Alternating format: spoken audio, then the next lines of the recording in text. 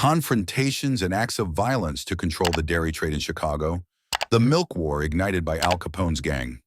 The Al Capone gang, led by the notorious criminal Al Scarface Capone, is one of the most famous names in organized crime in America. Like other gangs in the U.S. during the 1930s, it was involved in many illegal activities at the time, such as smuggling and selling alcohol and managing the underground world of unlicensed casinos. However, the Al Capone gang was not satisfied with the profits and money that flowed into their pockets. They established a criminal network that held Chicago, the third largest city in America by population, in an iron grip. Despite all their crimes, they managed for years to leave no evidence linking their leader, Al Capone, to these offenses. They also controlled police officers, judges, and politicians through bribery, and those who refused to cooperate faced extortion, threats, and even murder.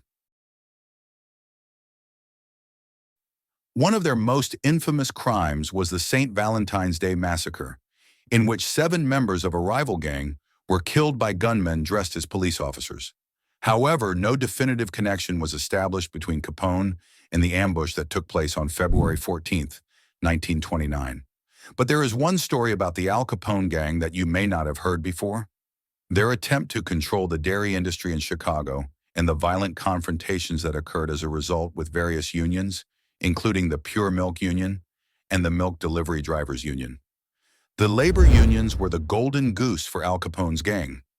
Despite all attempts to link Al Capone to any murders or other criminal activities, U.S. authorities were unable to prove any of those charges. However, somehow the federal government managed to imprison him in 1932 for 11 years on charges of tax evasion. He served his sentence in federal prisons in Atlanta and then at the infamous Alcatraz federal prison. After Al Capone entered prison, his men began to think of new ways to make money, especially since President Franklin Roosevelt was preparing to repeal Prohibition. Once the smuggling of alcohol and the illegal bars serving liquor became part of the past, it would impact a primary source of the gang's revenue. At that time, labor unions were the golden goose for the gangsters. The Al Capone gang was able to extort business owners by controlling these unions and staging strikes that halted work and production, then negotiating with business owners to end the strikes and spare them from losses. An example of this is what Capone's right-hand man and cousin, Frank Nitti, did by extorting Hollywood studios for millions of dollars. In 1933, the opportunity arose for the Al Capone gang to take control of the milk and dairy unions, especially with the issues they were facing at the time. To dominate the dairy trade, the Al Capone gang ignited the milk war. That year, milk prices were fixed, but independent dairy farmers wanted to sell milk at a higher price. Representatives from the dairy trade group, known as United Milk Dealers, claimed that the public would not pay more. Therefore, the farmers, who were members of a union called the Pure Milk Union, went on strike. Claire White, the director of education at the National Museum of Organized Crime and Law Enforcement in Las Vegas, states that there were 2 main reasons. The first was the lack of regulatory oversight in the dairy industry, and the second was that the mafia already controlled other areas of the food industry.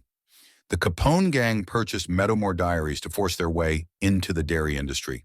They decided to distribute the milk produced by their company exclusively through stores, rather than using drivers to deliver milk to homes. The company bought milk from farmers at a fixed price and coerced store owners into selling their products at gunpoint.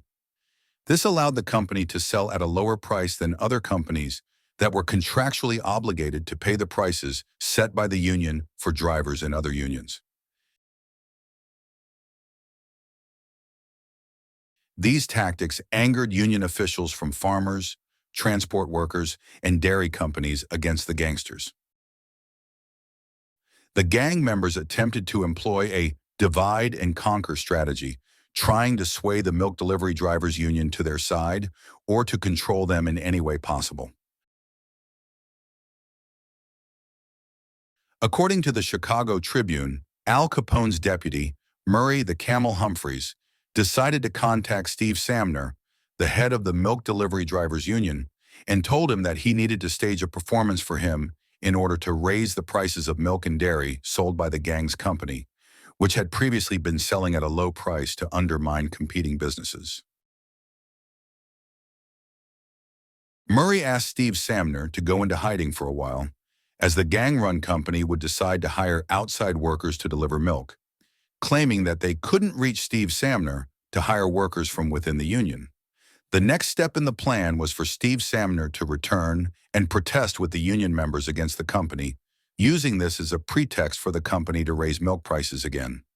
Of course, this was in exchange for the union receiving protection from the gang. Samner did not want to be part of this. He rejected the gang's protection and all its demands, which led to the beginning of the Milk War in Chicago. The Milk War: confrontations, explosions, and street violence. After a period of the gang manipulating the market and prices, threatening business owners, and extorting unions, farmers and union members decided they needed to confront the Al Capone gang and put an end to it. Over a span of 18 months, there were numerous explosions, dozens of window-smashing incidents, truck damage, and assaults on drivers and vendors. The dairy farmers and striking drivers blew up Meadowmoor, but the company was undeterred, selling its milk for 9 cents per quarter gallon, 2 cents lower than the regular price offered by other distributors. The Capone gang also forced pizzerias in New York to use only Meadowmoor cheese. As the battle intensified between the unions, the gang, the milk delivery drivers, and retailers, Samner and the Milk Delivery Drivers Union attempted to organize the companies and convert them into a salary system for the workers. However, the United Milk Dealers Group refused, and dairy farmers continued to strike despite the Supreme Court issuing injunctions against union instigation of the strike.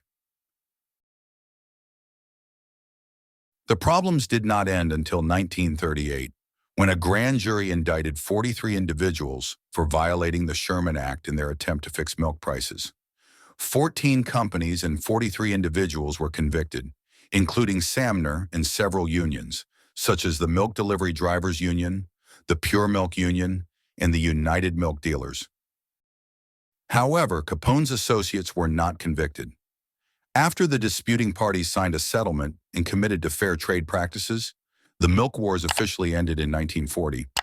By the time Al Capone was released from Alcatraz in 1939, he was suffering from partial paralysis due to severe syphilis that had affected his mental and physical health. Doctors noted that his cognitive functions were comparable to those of a 12-year-old child. He never returned to Chicago, instead spending his final years with his family in his mansion in Florida, where he died in 1947 at the age of only 48.